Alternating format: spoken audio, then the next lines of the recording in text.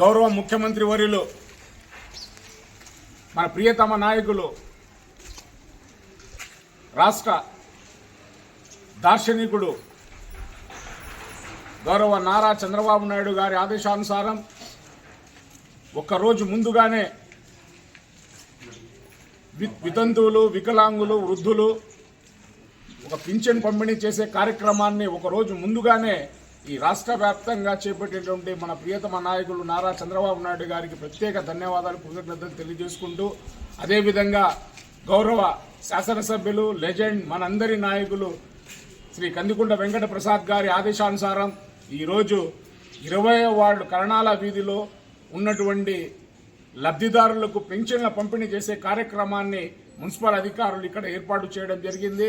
ఈ కార్యక్రమానికి స్థానిక తెలుగుదేశం పార్టీ కౌన్సిలర్ అయినటువంటి కృష్ణప్ప జయమ్మ గారు, అదేవిధంగా మా మున్సిపల్ వైస్ చైర్మన్ సేగు బాబయ్య, సుధారాణి గారు కూడా విచ్చేయడం జరిగింది. అదేవిధంగా తెలుగుదేశం పార్టీ కుటుంబ సభ్యులందరూ ఇక్కడ విచ్చేయడం, సచివాలయ సిబ్బంది కూడా రావడం, చాలా బృహత్తరమైనటువంటి పథకం ఇది.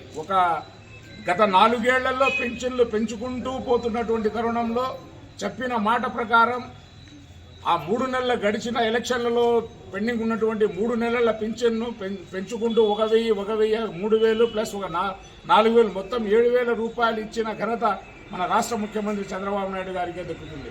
అదేవిధంగా ఈరోజు 1వ తేదీ రాగానే మీ ఇంటి ముంగటకు తెల్లారితాను 5 గంటలకి వృద్ధులైతేనేమి, వికలాంగులైతేనేమి మీ ఇంటి దగ్గరికి మా సచివాలయ సిబ్బంది వచ్చి అక్క, అవ్వ, అమ్మ పింఛన్ వచ్చింది, చంద్రబాబు నాయుడు గారు పంపించారు అని చెప్పేసి మీ ముంగటికి తీసుకొని వస్తున్నటువంటి సచివాలయ సిబ్బందికి ప్రత్యేక ధన్యవాదాలు తెలియజేసుకుంటూ, ఈ రాష్ట్రంలో ఈ సంక్షేమ ఫలాలు ప్రవేశపెడుతున్నటువంటి ఏకైక ముఖ్యమంత్రి మన నారా చంద్రబాబు నాయుడు గారు అని చెప్పి సందర్భంగా తప్పదు. సూపర్ 6 ప్రోగ్రాంలో మొన్ననే కడపలో మహానాడు జరిగింది. ఈ మహానాడులో కూడా ఆయన చెప్పడం జరిగింది, జూన్ 12న తల్లికి వందనం కార్యక్రమం కూడా ఇవ్వబోతున్నారు. అదేవిధంగా ఆగస్టు 15న మహిళలకు చెప్పిన విధంగా ఫ్రీ బస్సు కూడా కార్యక్రమాన్ని కూడా ఏర్పాటు చేయడం జరుగుతూ ఉంది. అదేవిధంగా రైతు భరోసా కార్యక్రమాన్ని కూడా ఈ వచ్చే ఖరీఫ్ సీజన్లలో రైతులకు వెసులుబాటు కావాలా, రైతులకు పెట్టుబడి కావాలా, పెట్టుబడి నిధి కింద కూడా రైతు భరోసా కార్యక్రమాన్ని కూడా చేపడుతున్నటువంటి ముఖ్యమంత్రి గారికి ప్రత్యేక ధన్యవాదాలు తెలియజేసుకుంటూ,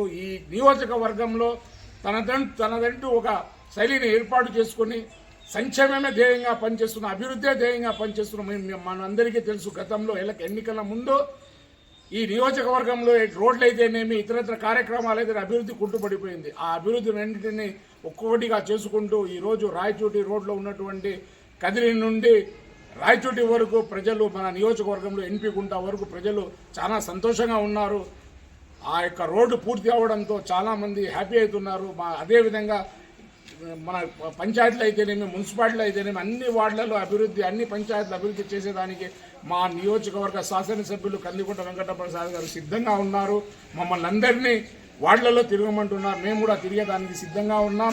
ప్రజా సమస్యలు తెలుసుకొని అప్పటికప్పుడు పరిష్కరించి ఆ వార్డుల అభివృద్ధి గురించి మేము కూడా చర్యలు చేపడతామని చెప్పి సందర్భంగా తెలియజేస్తూ, మమ్మల్ని అందరినీ మున్సిపల్ సిబ్బంది కానీ, మున్సిపల్ కమిషనర్ కానీ, అలాగే ఇతరత్ర నాయకులు కానీ, స్థానిక నాయకులు కానీ, స్థానిక కౌన్సిలర్లు కానీ సహకరించి పట్టణ అభివృద్ధికి పాటుపడాలని సందర్భంగా మిమ్మల్ని అందరినీ నేను కోరుకుంటూ, ఈ అవకాశం ఇచ్చిన మీ అందరికీ ధన్యవాదాలు తెలియజేసుకున్నాం. జై హింద్, జై కందికుంట.